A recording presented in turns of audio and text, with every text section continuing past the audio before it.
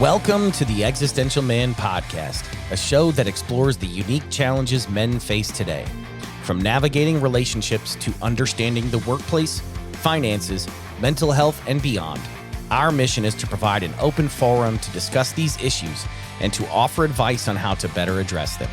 We'll be featuring conversations with people from all walks of life, from experts in the fields of psychology, sociology, and other disciplines to everyday men who have faced and overcome their own struggles.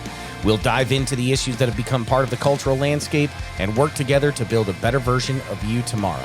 So sit back, buckle up, listen close, and let's go. What is going on, guys? This is Matt, and thank you for tuning in to another episode of the Existential Man Podcast. Really appreciate you guys listening, and I definitely appreciate the few of you that reached out wondering where this week's episode was. I know it's just a couple of you guys, but I really appreciate that. Lets me know that you guys are checking in and you guys are really engaged. So again, thank you so much for you guys listening. Past couple weeks have been kind of a whirlwind for me. Traveling, been ill, really not feeling up to the task. And we try to keep these episodes as fresh as possible. So we record them as close to the date of publishing as possible. Because sometimes we bring you guys current events and we want to make sure that those current events are actually current.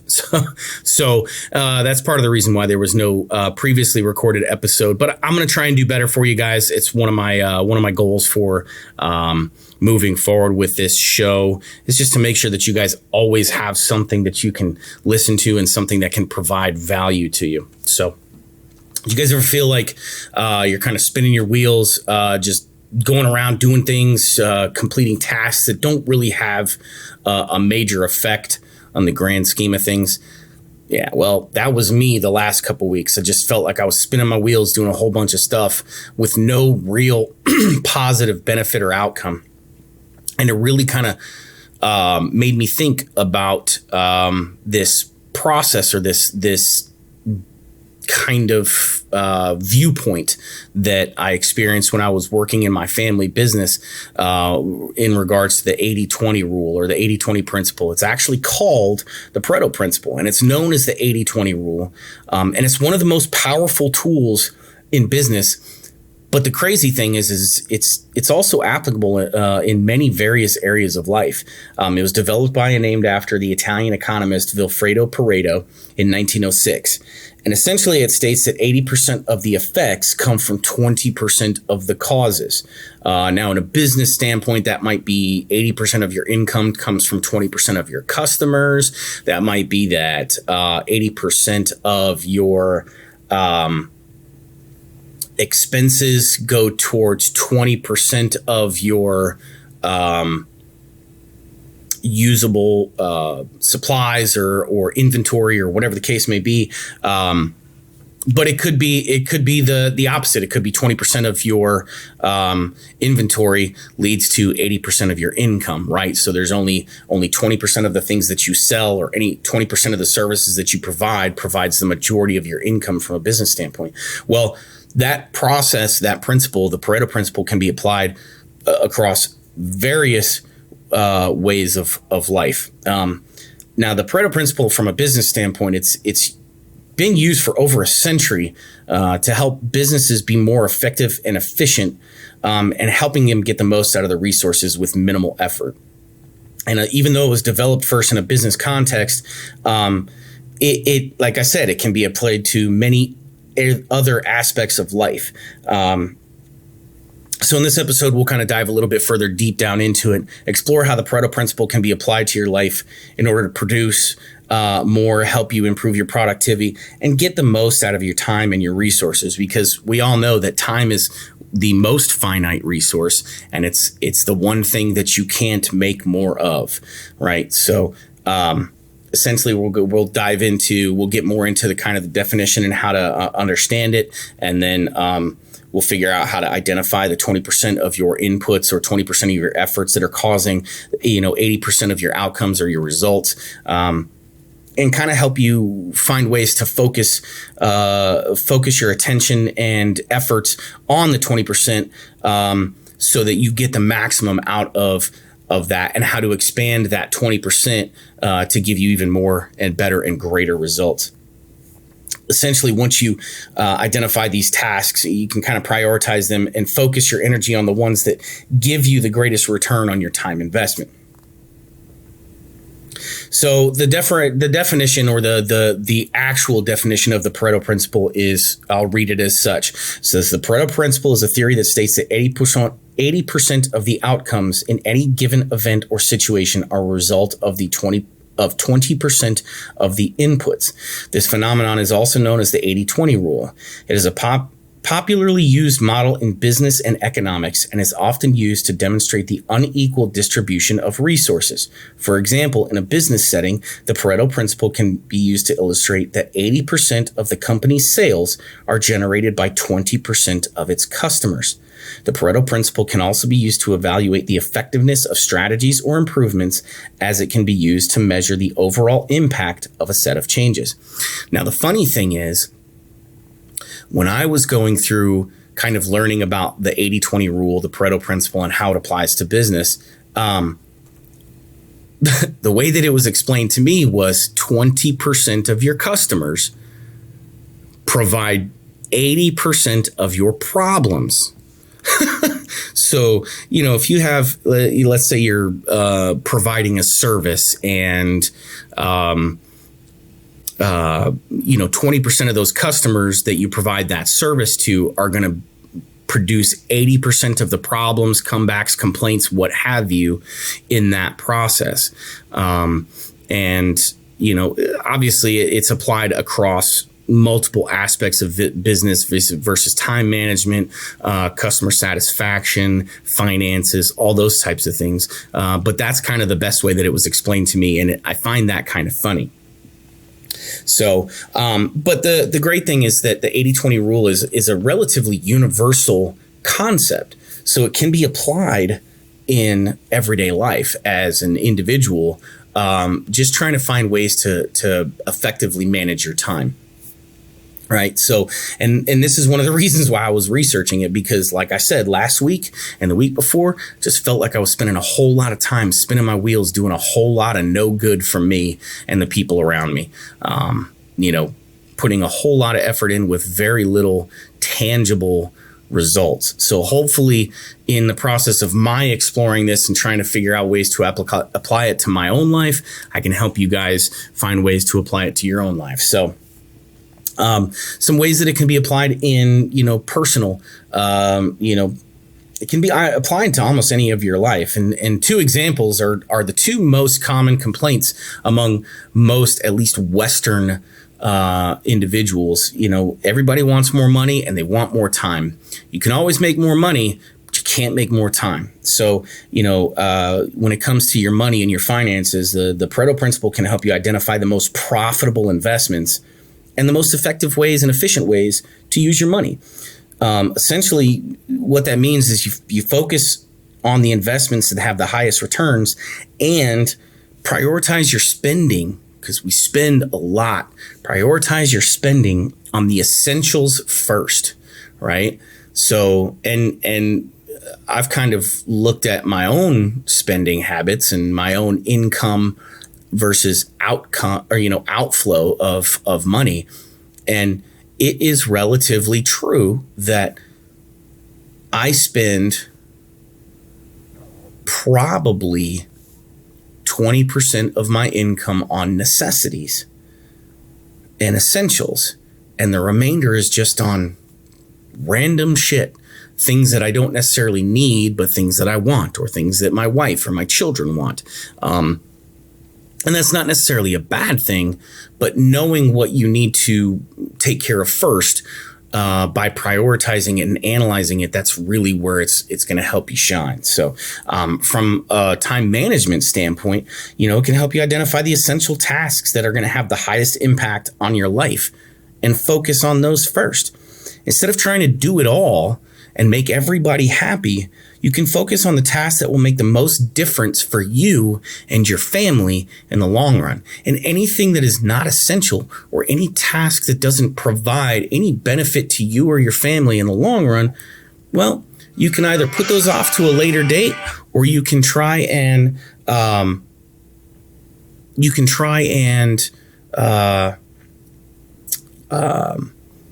delegate those to somebody else. So anyhow, so finances and time management, essentially analyzing what you spend your time on and figuring out what are the most important tasks to be accomplished at any given time. And that will help you focus your time and attention on those and being able to maximize those results for your benefit. So, and some of the benefits, first, it helps you identify the most important tasks that you should prioritize. By focusing on the 20% of activities that produce 80% of your results, you can maximize your time and energy and make sure it's being spent in the most efficient way.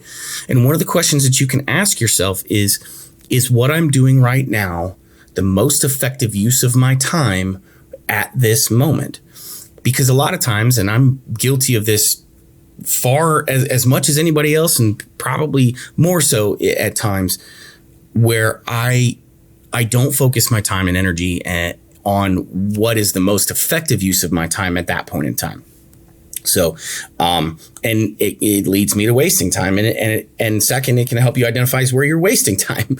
Like I just said, by taking a step back and kind of evaluating your activities, your efforts, your inputs, you can reduce or eliminate unproductive activities that are taking away from your overall productivity.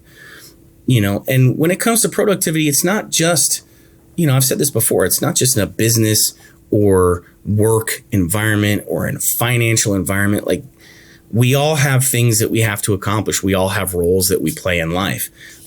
Spending time with my wife, spending time with my kids. Those are things that also have an impact, and they have a really heavy, great impact on them. Spending time with yourself to kind of, to kind of reinvigorate yourself or refresh your mind and your emotion and your energy. Those are things that are important, So, ultimately, by focusing on the 80-20 rule, the Pareto Principle, it helps you manage your energy wisely.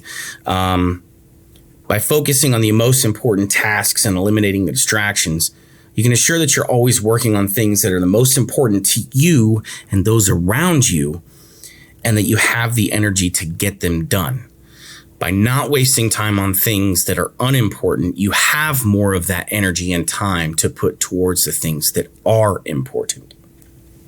So we'll go over some strategies to help you implement it, right? So it's not as implementing the Pareto Principle in your life is not as difficult as it may seem. There are a number of strategies that you can help you implement the Pareto Principle into practice. And the first thing is you got to analyze how you're spending your time and determine which activities are most important for the outcomes you desire, right? So number one, you kind of got to know where you want to be, what your desired outcome is. And then you got to take a step back and see, okay, how much time am I spending on things that aren't going to get me to that outcome? And then how much time are you spending on things that will get you towards that outcome? The second thing is you got to set realistic goals, and you got to start small, right? So one of the things that I want to do is I've talked about this before in previous episodes. I want to go get my pilot's license, right? And one of the main reasons why I want to go get my private pilot's license and eventually buy a small family plane, is so that we can travel at, yes, it's going to cost a lot of money to get a plane, but so we can travel as a family and go do things and explore and see parts of the country that you can't get to from a big commercial airliner. There's probably 10, 15, 20 times more general aviation airports that take small airplanes across the country that you can't get to with a commercial airline. And those are sometimes the most interesting parts of the country. And I want to share that with my wife and my kids and give them some experiences to remember. So that's a goal of mine. But I can't just start by buying a plane and going to fly. Like, there's steps that I have to take. You got to do ground school, and you got to do flight training, and you got to spend hours in the cockpit and with a flight instructor and get signed off. And these things take time. And so you start small, right? And you set the realistic goals. And so for me, I want to have I want to be, if I was going to set a goal today, let's say I was starting at 0 time in the cockpit, my goal would be starting at 0 time and moving forward to getting my solo by the end of next month. So, setting realistic goals and starting small. Begin by focusing on one area of improvement, gradually work your way up to larger goals. And kind of like I used in my private pilot's license example, you got to break down tasks. Third thing is you got to break down tasks into smaller chunks and set deadlines. And that's how you kind of keep yourself, number one, motivated, but also keep yourself in check. Provide that accountability piece.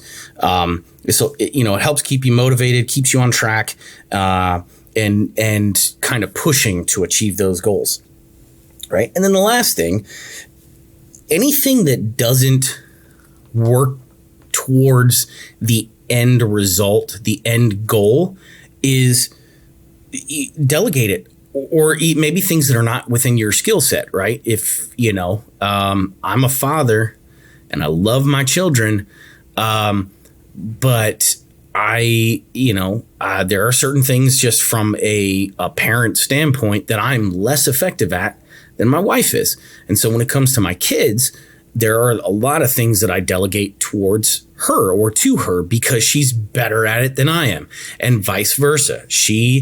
There's things that I'm better at that she delegates to me. It's just kind of the ebb and flow of our relationship. And so, by delegating things that don't work towards your end goal and are not within your skill set, it allows you to focus on the most important activities that you can accomplish to achieve the best results you possibly can.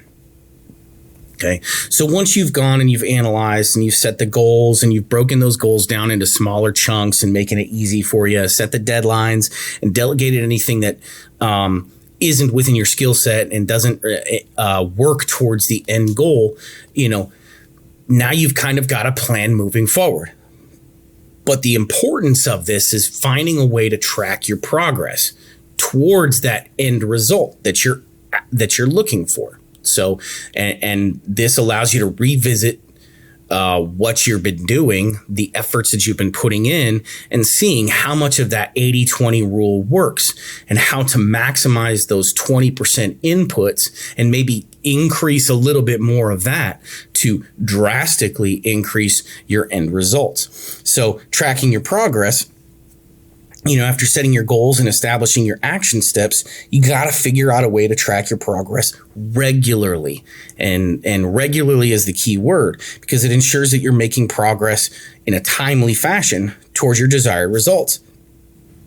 Tracking the progress also helps you identify areas where you need to focus more attention. So areas where you're maybe falling short.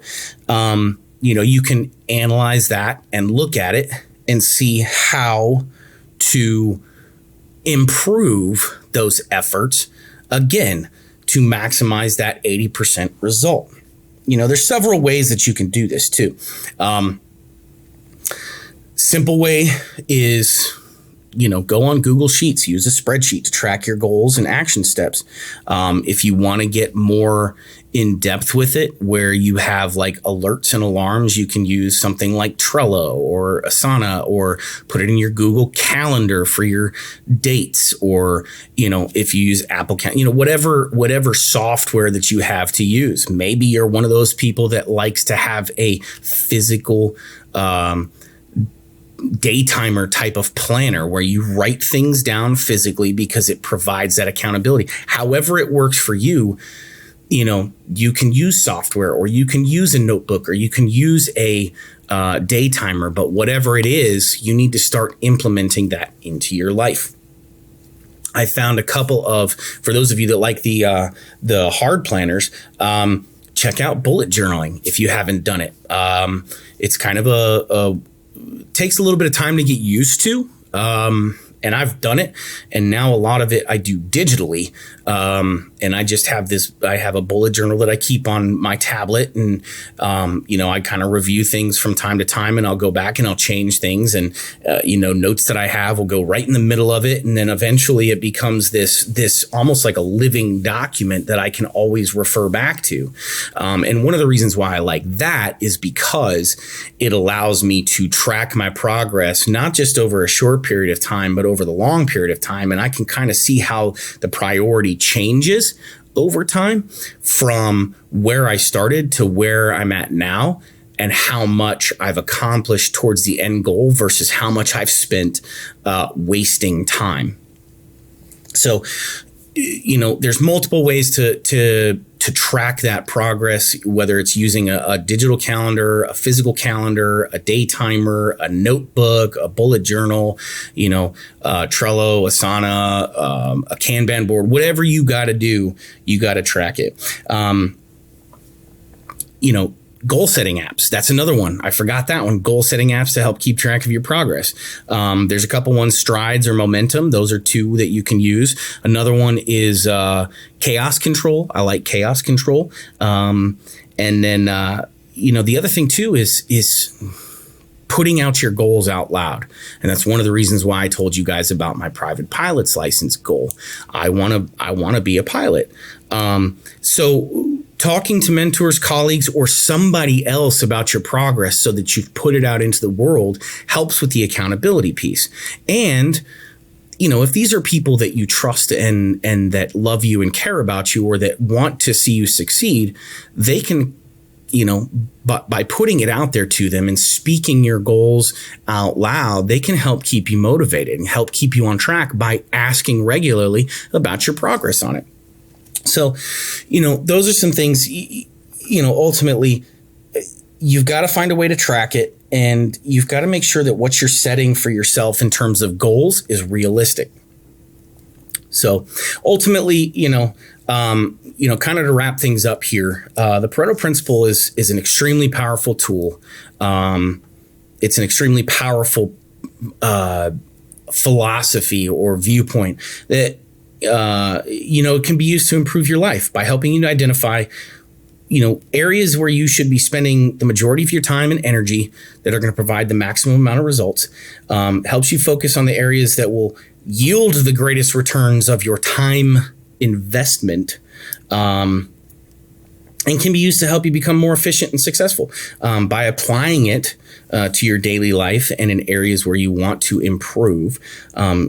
You can make sure you're always getting the most benefit out of the efforts that you're putting in, right? Because obviously you want to make sure that whatever time and money or whatever you invest in something is going to yield you the maximum results. We don't invest in things so that they can fail, whether it be time or money or energy or emotion. We don't invest in things expecting them to fail. We want them to succeed. And so we want to, using the Pareto Principle can kind of help position you for the maximum amount of success based on the inputs that you're providing. So, guys, I hope this helps. Thank you guys again for tuning into the Existential Man podcast.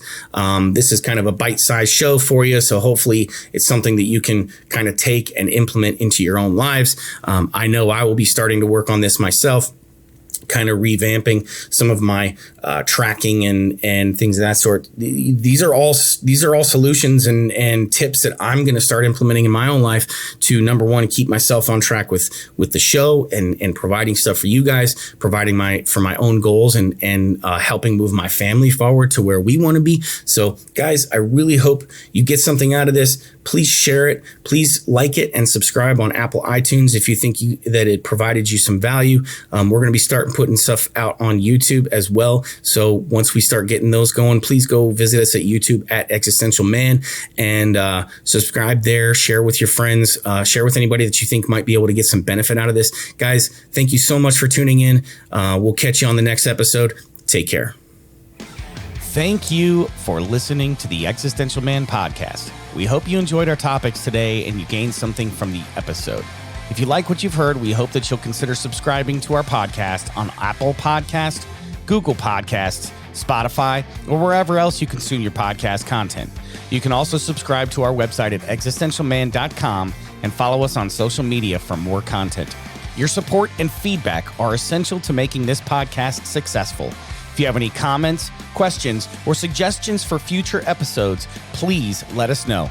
Thank you for being part of the Existential Man podcast community. And until next time, stay hungry, keep working, and take care.